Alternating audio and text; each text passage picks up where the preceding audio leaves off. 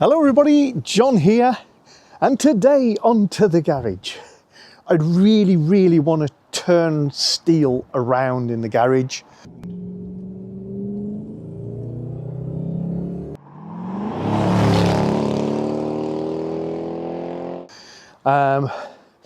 It's 4 o'clock in the afternoon. The light is almost gone, Northern Europe. The weather is starting to change for good now in the UK. We're getting into our winter season rather than our autumn season. For those of you who want to know what's going on, I'd have to refer you back to the previous video because I'm going to crack on this as quick as I can. I reckon I'll get this started for about 60 seconds, in which time I've got to turn it round. I've got no brakes, and now the handbrake is starting to free itself off, which is a bad thing. Wide angle lenses never show up slopes. This is downhill, so I've put a ladder there so I don't run into my own fence. In fact, I'm going to pull that back a bit. More overhang on the front of the Jag than you imagine, and try to get it flipped around so that the car, once starting in the garage, I'm not going to gas myself, and the fuel tank has going to have to come out at some stage, and I'd rather deal with that near an open door than in the garage. So yeah, I'm going to take a crack at turning this around. Wish me luck, and I'll chat to you in a bit.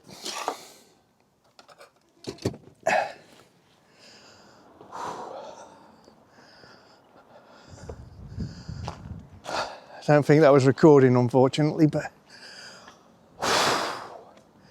that is a dangerous and scary thing to do. Driving an automatic car on elevated idle, choke, with no brakes. I had to use forward and reverse as my brake. Not recommended. Not big, not clever, but job done. So managed to get the car back in the garage, the better way round for me, and I turned it off, which might sound really silly, but let's talk about what we think's going on. Right, now it's in the garage. First thing I'm going to do, I'm going to wind down a window.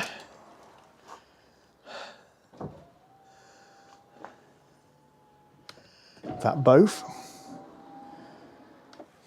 Because I don't want to lock myself out of it. Shouldn't happen the way the Jag works.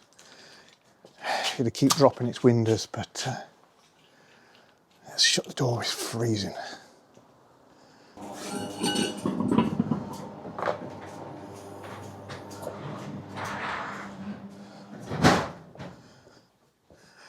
.8 bar fuel pressure currently. Right, so whew, that was scary, very scary. So yeah, handbrake's inoperative, foot brake completely gone. If I'd have let the car run down until it warmed up, so the revs came down, it'd be a bit more manageable, but on elevated idle, printing gear, shot off. It actually spun its wheels on my ramps pulling out. As soon as I'm outside, put it in neutral, let it coast, and that was okay. Then I put it back into drive, pulled me forward down the hill towards that ladder, jammed it into reverse, and you get a delay. And then just as it touched the ladder, we took off again backwards, and it was like, I don't know, an amateur in a boat in a harbour, forwards, backwards, trying not to bump into anything while shuffling it, knowing full well 60 seconds after starting it, there's a chance that this thing would stop. and I'd be stranded. Anyway, done, we're in. Thank you to everybody who watched the last episode. I think quite a few of you are quite excited and relieved that I'd finally got Steel started, even though it's, for the moment, unreliably. And the fact that he is turning himself off and effectively stalling, but kind of after 2 minutes, 1.5 minutes, that sort of duration now, started to give me a few more clues and giving you guys clues. And I had some really interesting comments come back, some of which were definite new, wow, great intel, some of which helped reinforce some ideas I've got. So when we actually got this started last time, the big differentiator was we'd changed the pump to its third pump with a view to having a better non-return valve in the pump. The fuel pressure decays much more slowly now, but it still decays. When you start the pump, it goes up, and then it'll come down over the course of the next 30 seconds to a minute, whereas it used to come down over about 10 seconds. And it doesn't completely decay. I feel I lift the bonnet now, it's probably got 1 bar. I don't think it's bleeding past the injectors, the pressure, the fuel, because it would flood the engine, it would stink of fuel, it would be difficult to start. When it starts, this starts so cleanly, so nicely. There's no issues there. It's not leaking out under the car that I can see, but I'm outdoors, I'm on gravel until now. Now we'll have a much better view of what's going on. So that leaves the fuel bleeding back again past the pump, or bleeding past the various connections that I've made to make this weird and wonderful rig, because I'm bypassing the fuel tank. So the reason that this car was off the road initially 10 years ago, and allegedly, because, you know, it's all lost in history, it's 2 owners down the line now, is that the fuel pump had gone. The fuel tank is actually half removed. It's unbolted, it's not in its correct position, the neck's off, top's off, which I didn't do. But I fished the pump out, and it was encased in gunk. Tar is the best way of putting it. The fuel has evaporated off from inside, or there's a thing called humbugs, which Neville reminded me of, which is a bacteria that can get into fuel and actually start digesting it and turns it into tar. They'll be long dead now, but that could have been what caused it. Some people have suggested the tank has actually been sugared. Somebody's deliberately sabotaged this car. Again, it is possible. Either way, the tank is so grimy inside. If I use it, I'm just going to push rubbish into the engine, into the injectors, into everything. I'm going to kill the car. The fuel pump is in a bottle with fuel. It sucks up the fuel line, and the fuel line is this, which isn't even fuel pipe. I've connected it using a piece of copper tube to the original rubber hose, which goes inside the tank and would go to the pump. And then it uses the car's actual fuel lines, including the fuel filter, which obviously needs changing. However, it flows fuel rather well, so it's not the issue, if anybody thinks it is. Around the fuel system, the car uses fuel through the injectors. Any excess pressure bleeds back past the pressure relief valve, which is just there to the right of my big pressure gauge, and would normally come up this pipe through this, which I've disconnected, and back to the tank. I've got this pipe on. If it went back to the tank, that fuel would immediately land in the tar and be of no use to us. And it would use about a litre a minute. So it just couldn't do experiments with it. So I've temporarily connected a return line which goes over the top of the car. And that runs back into my fuel bottle. So I've got my own little closed circuit using that bottle. Where I've got the connections from the pump to the fuel line could be leaking just a little bit because not proper rubber fuel line. Where that connects to copper pipe could still be weeping a little bit, enough to drop pressure. Where the copper goes into the rubber could be weeping. And where the rubber pipe connects to the hard pipe inside the tank, I can't even get to. So that could be gone and the rubber pipe could be perished. I think in that area, the car is bleeding down its pressure. But the pump is sufficiently over capable. This car needs 3 bar to run and the pump will knock out about 4, I think, because it's returning past the 3 bar pressure regulator a good steady flow. So even with the decay, I don't think the decay is what's causing it to stop, but it could be. And it could be connected with the pipework expanding, the rubber hoses expanding on the clamps and starting to leak more and more to the point where this rig just isn't receiving just enough fuel pressure to operate properly, and that stalls it. But on the other side of the coin, it doesn't like to restart for a while, which brings in temperature. So I've had quite a few comments, thank you so much, including one very detailed one, which are connected with temperature or at least time running. One is the ECU, the brain of the car, is looking for a temperature signal. And these cars have a very fast warm-up system for their cooling. And if it doesn't receive the right signals to indicate that the car is running and the temperature sensor is working correctly, theoretically it could shut down the car. So it could be a temperature sensor. There's a couple of temperature sensors in the cooling system. I will check that out and I'll probably replace all of the temperature sensors, all of the sensors of any variety that I can on this car before we're done. One which really sparks my interest is the evaporative recovery system may be shutting the car down.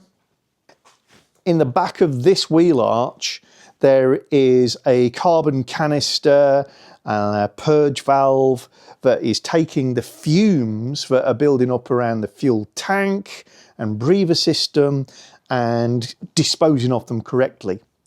And it won't be working, it won't be operating because there's no pressure, because the fuel tank is open to the air, it's not sealed.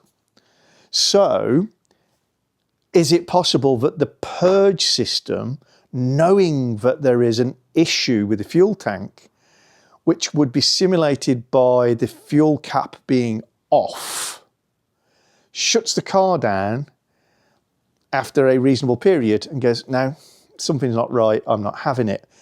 I really like that theory, it's neat and would mean if I sort the fuel tank out, everything else, it'll run. However, it's just as likely to be the ECU. And the ECU could be intermittently good. They do have this problem that is well known of capacitors leaking out. The car has not run or been stored well for years and years and years. So it could have leaky capacitors and that could be causing the issue. Or it could be the ECU works well when it's cold, but the circuits that trigger changes in the engine when it gets warmer, they're the bits that are corrupted, and as soon as it detects the I'm slightly warmer than ambient signals, that part of the ECU doesn't work, or that part of the ECU shuts down the car. So I'm liking both of those theories, and I'm also believing that the fuel decay is just connected with my temporary rig for fuel supply. So what I'm going to do is an experiment, and I really don't know the answer to this. Can an XK8 run with its top off its fuel tank, i.e. no evaporative system? It's not a sealed system anymore. Well, I can test that rather easily by finding the right keys, which I can't, which would be the keys to Purdy, or the keys to Sapphire, and just taking the fuel filler cap off, starting it up, and by all accounts it should stall after what, 2 minutes possibly. Now there is a minor complication. That's Purdy, my very good condition, very early 96 convertible. There's Sapphire, our cosmetically challenged 97, 98 car, can't remember, 97 I think, both of which are AJ26s. 4 litre V8, you know, it's the same as steel, but it's the early version of the engine, which means slightly different sensors, slightly different cooling system. It may well have a slightly different evaporative control system. ECU, I believe, is incompatible as well. So, you know, I won't be testing identical situations, but let's give it a go. Let me grab some more keys. Okay, so I've actually got both sets of keys. Now, I think the longest that steel has been running for is just over 2 minutes. So what I'm going to do is I'm going to start both Purdy and Sapphire with their fuel filler caps off. Not something I'd recommend, but outdoor, all the rest of it, reasonably controlled environment. I think it's got to be worth the experiment. And I'll let you know if they stall, how long it takes to stall. So what do we need to do here? We're going to need to open the fuel filler flap on both cars.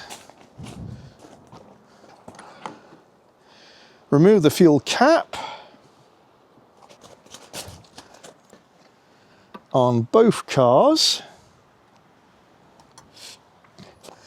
Now we do have a anti-siphon system in these and an anti-misfueling system, so there is a flap that closes across both of them.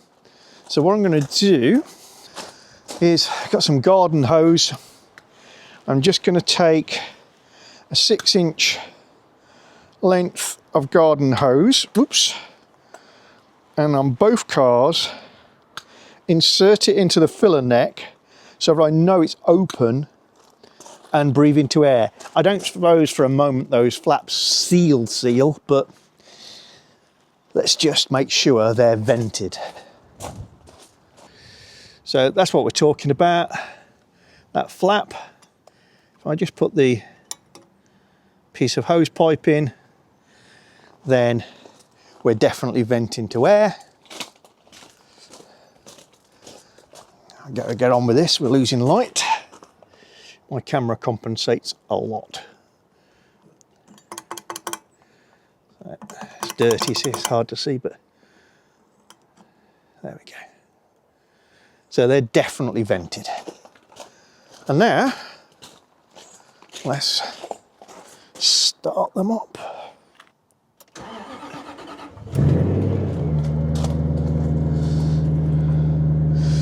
Stage 2 Adamesh exhaust system, for those who want to know. This one has a Stage 1 Adamesh exhaust system. Ooh.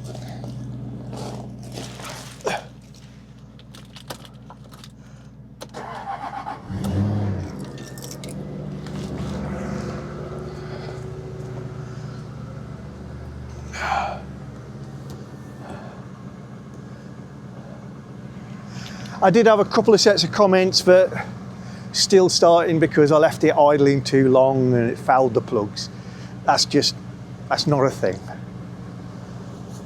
Might be a thing on a carbureted car. It's not a thing on a 4-litre fuel injected V8. Okay, I reckon Purdy's got a head start of 30 seconds or more.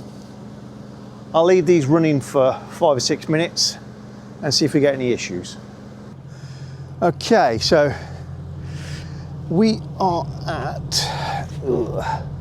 there you go, 9 minutes and nothing's happened. So I don't think we're talking problems with the evaporative system, purge valve, non-sealed system issues. Again, just because they're running. Stage 1 Adamesh. Microphone's on my chest.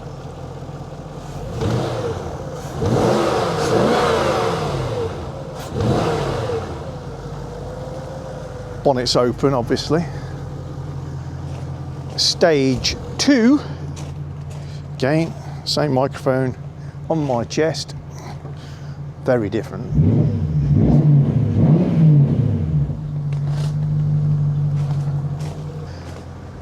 I'll let them idle a little longer because it's good for them. Keep them getting warmed, getting charged.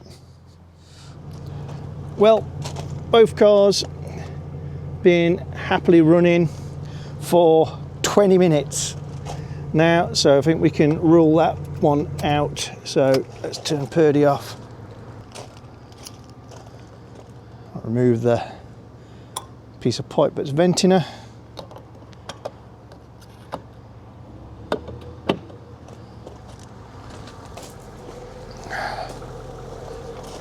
Steel engine coolant low, driver's door open, bonnet open, boot open, engine coolant low.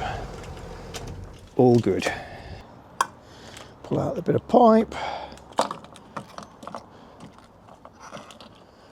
Turn that off, and we're done.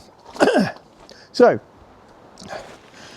I haven't managed to say that that isn't what's causing the problem on steel, but it's very unlikely. So, again, for your interest and mine, I'm going to start this and let it run probably until it stalls. I doubt I've raised the temperature of anything sufficiently that it's going to give it a problem. And I'm going to plug in my launch C-Reader 2. Let's see if we get any codes. And bear in mind, the last time I turned it off, it didn't stall, so that's a first as well in terms of logging information. 6 abnormals on engine, transmission normal, ABS normal, IP instrument pack normal, climate control 2 issues, not worried. SRS normal, key transponder normal. Right, so engine control module. Mass or volume airflow circuit low input. Intake air temperature circuit, low input. Throttle motor relay driver on, malfunction. Security input, okay. Throttle monitor data available, pending. System check not complete since last memory clear. Okay. Right, we're going to go for complete clear. Right, I'm going to start the engine.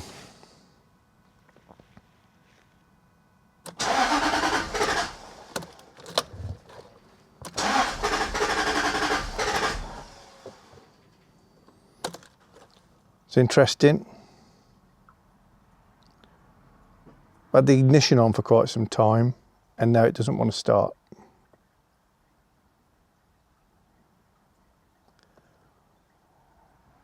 Yeah, car has not been running. Normally it would go. But the ignition's been on and it doesn't want to start.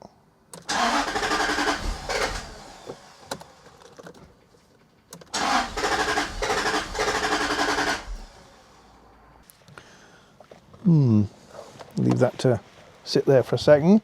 Ignition's still on. Let's have a look at fuel pressure.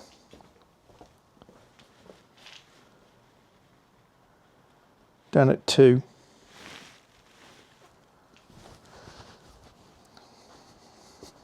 Cycle the ignition, which will run the pump momentarily.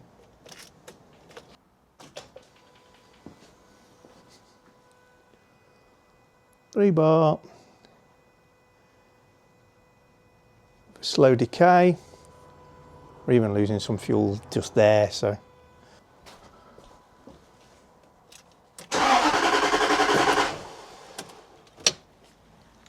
Well, I think we've got to go take a look at the ECU. Car isn't starting and it's unrelated to engine temperature because it's cold. But the ignition has been on for quite some time. I've been playing with the scanner and clearing all the codes. The codes that were there related to the MAF sensor, the throttle body, exterior temperature sensor, a few other odds and sods. No smoking gun stuff. Now previously I'd failed to undo the anti-tamper bolts, but it has sat for quite some time with some penetrant on it. So what I'm going to do is I'm going to drill a small hole through the bolt head. It's plastic beneath it, so I don't want to damage that more than I have to. But this will give me somewhere to apply some proper purchase to.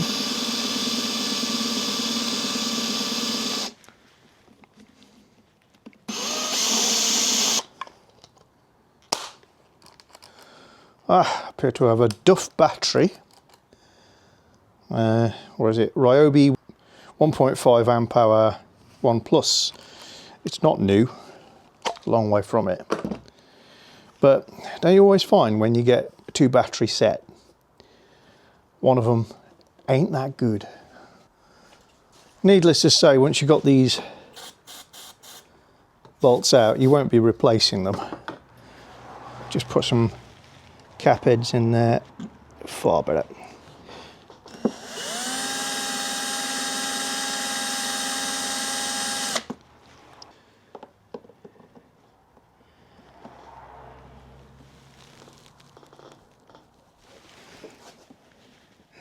Some needle nose pliers in the holes.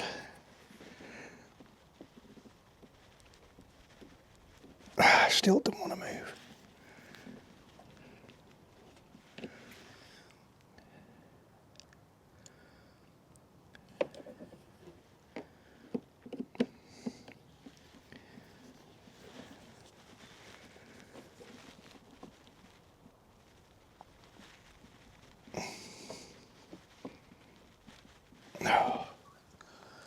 Let's get some penetrant in there. So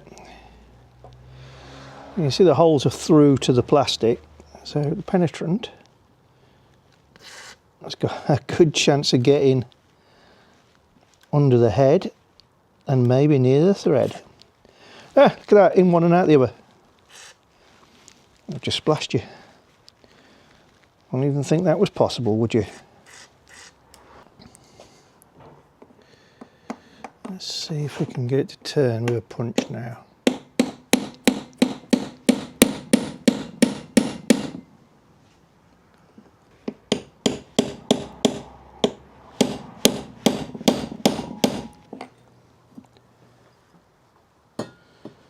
Well, who would think this would put up this fight?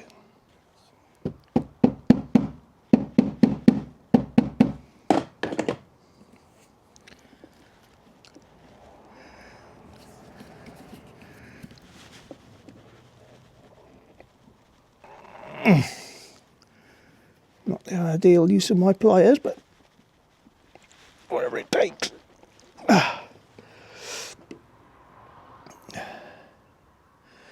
Because it's all plastic, you don't use heat. Okay, so hopefully you can see them two holes. I've got a couple of pop rivets, but I've cut the ends off nice and flat and flush. That goes in there. Can hold on to the tops like so, just to stabilise them. Put a screwdriver between them and twist.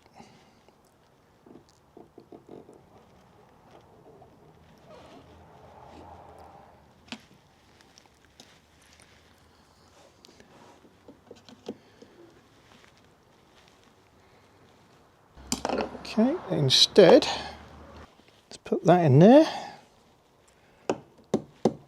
Hit it near the bottom.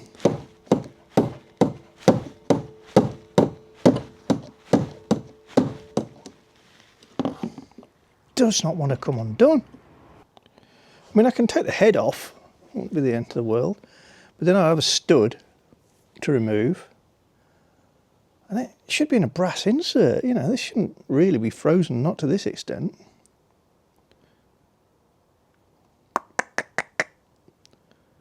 Very cuckoo here. Anybody work with anti-tamper bolts? Is there a technique? Is there a tool that normally can be used to defeat them? Next new tool, pop rivet, piece of tube. Tube's only aluminium, unfortunately. But given the forces involved, it shouldn't matter. Making sure I'm only just in the hole. There we go.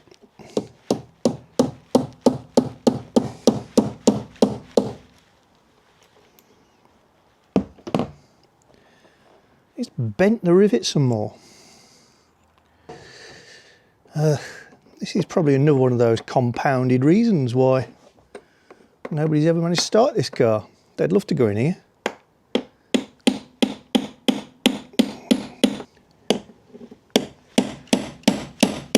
You would not believe it.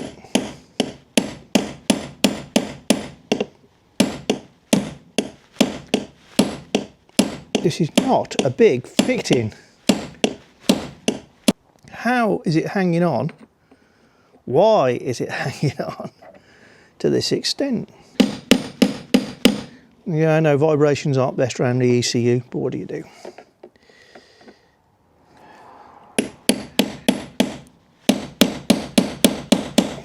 That is just remarkable.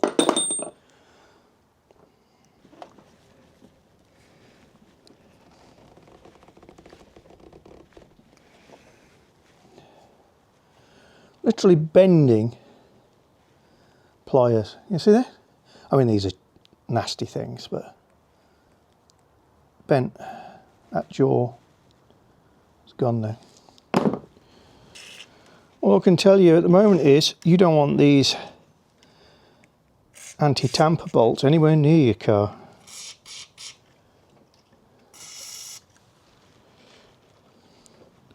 Well, look at them, got them all over the gearbox. Well, one's got to be drilled out. I've done these before on other cars and not given any grief.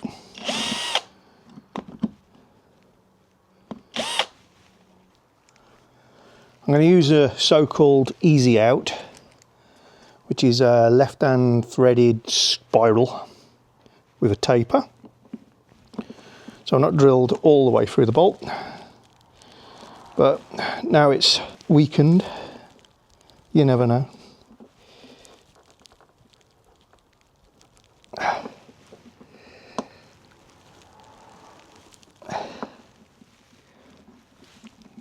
I feel like I'm going to break the easy out. Look at it. It's actually distorting the plastic underneath it.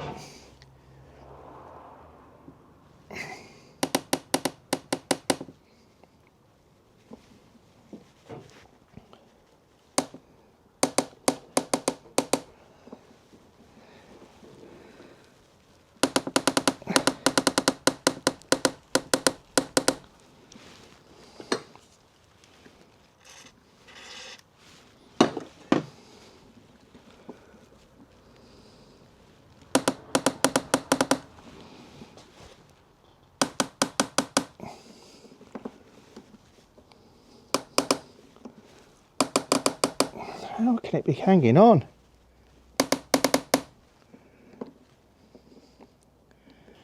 My only option is to through drill it now. Deal with the consequences later. We're in that far with the easy out.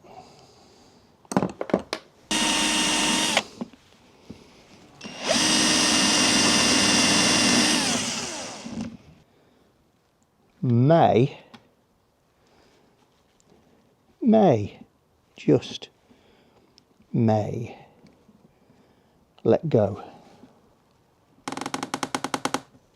Done. Or as the ferrule in the bottom, let go instead.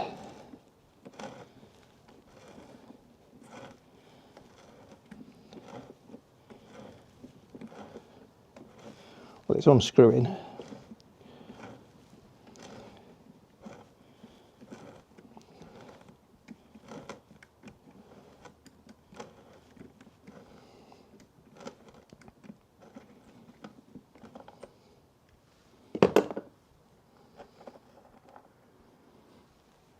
See, I have broke out the side of it,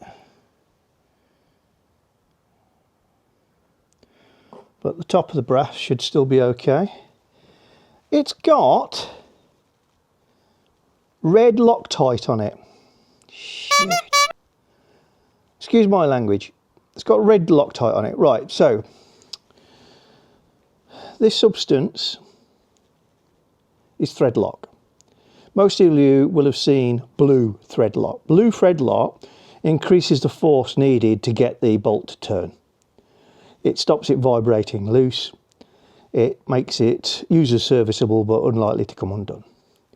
Red thread lock is there to only be released with the use of heat.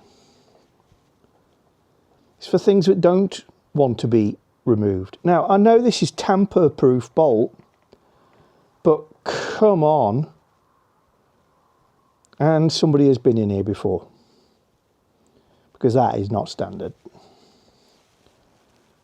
Because nobody in their right mind would put red thread lock on a compartment containing various electrical devices.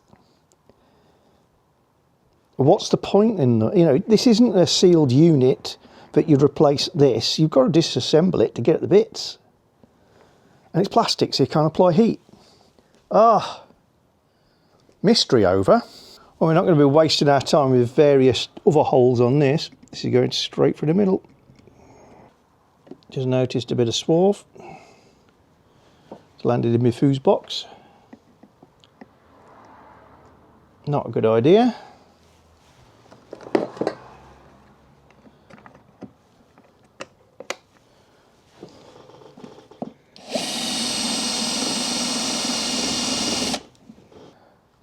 Well, this thing is fighting me tooth and nail, so that's the one we took out.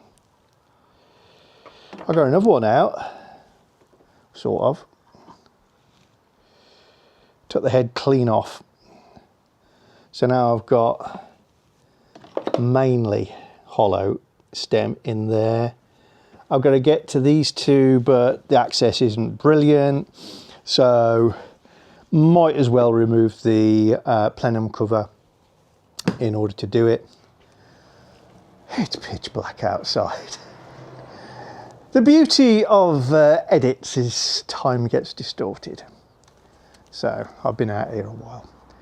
So I think it's time for me to go in, and hopefully you'll rejoin me soon when I pop the cover off the ECU, and now that he's in the right way around, I'll lift him up in the air and we'll have a look what we're dealing with in terms of the rest of the car condition, and have a look why the brake fluid is all over the floor, and see if we can make the brakes safe enough to maneuver and all that sort of good stuff.